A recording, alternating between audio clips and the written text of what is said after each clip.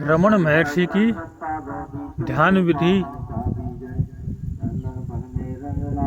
अपने आप में एक बहुत नई और अनूठी विधि।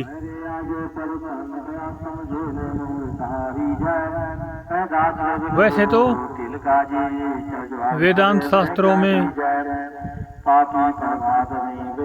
बौद्ध शास्त्रों में, जैन शास्त्रों में, विज्ञान भैरव खंड में जितनी भी ध्यान विधियां हैं वो सारी मिलती जुलती हैं। उन सब का ही उद्देश्य सीधे ही, डायरेक्ट ही निर्विकल्प होने का है, अपने स्वरूप में स्थित होने का है, ज्यों के त्यों स्थिति प्राप्त करने का है।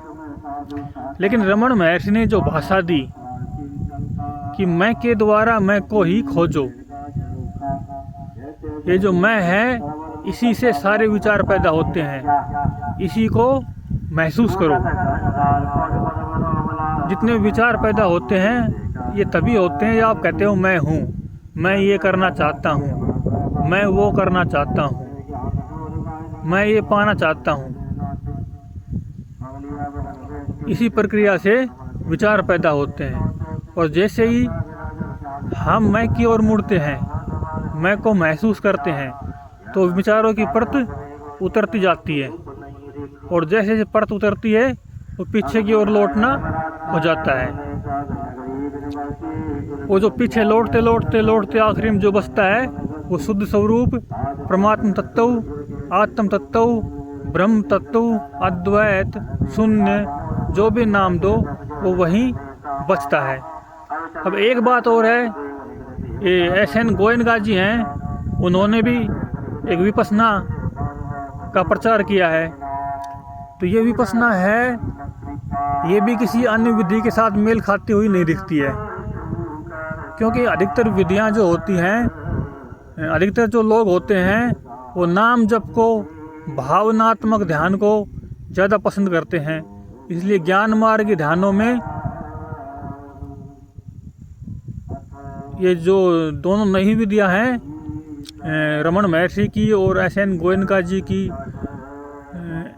ये एक दूसरे से विपरीत भी हैं और इनमें समानता भी है। इनमें समानता ये है कि इसमें कोई क्रिया नहीं है, कोई बाहर का कोई साधन का सहारा नहीं लेना पड़ता है, और जो कुछ भी करना पड़ता है अपने द्वारा अपने आप को ही महसूस करना पड़ता है।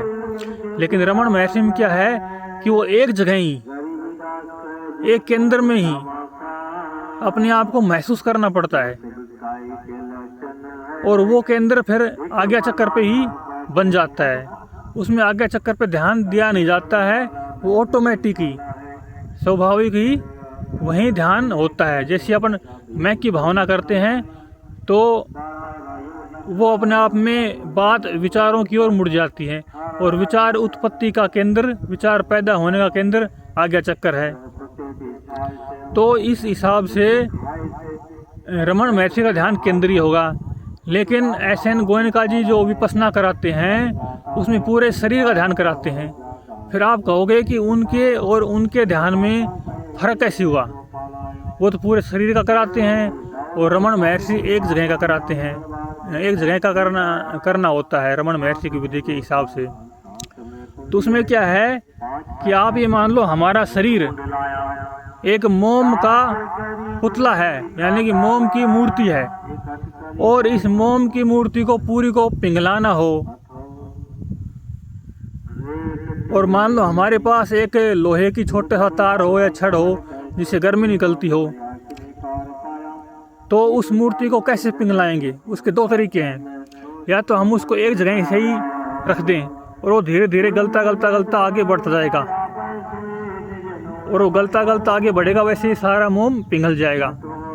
और जो ये हो गई रमण महर्षि वाली बात, पहले एक जगह को पिघलाओ, फिर एक जगह पिघल गई तो आगे की सारी मूर्ति पिघल जाएगी। मतलब एक जगह ध्यान केंद्रित करो, फिर उस जगह पे ध्यान केंद्रित हो गया, वहाँ के संस्कार गल गए, जल गए, फिर ध्यान को आगे आगे फैलाते जाओ। और गोयनका जी ये काम शुरू में ही कर देते हैं। वो शुरू में ही शरीर के बाहरी तल से ही ध्यान शुरू करते हैं, वो ऐसे है कि जैसे वो गर्म लोहे का तार है, उसको चारों तरफ से मूर्ति को फेर दो और वो मूर्ति धीरे धीरे पिघल जाएगी। अगर उसको चारों तरफ से फेरोगे उस गर्मी को, गर्म तार को, तो भी वो मूर्ति पूरी पिघल जाएगी।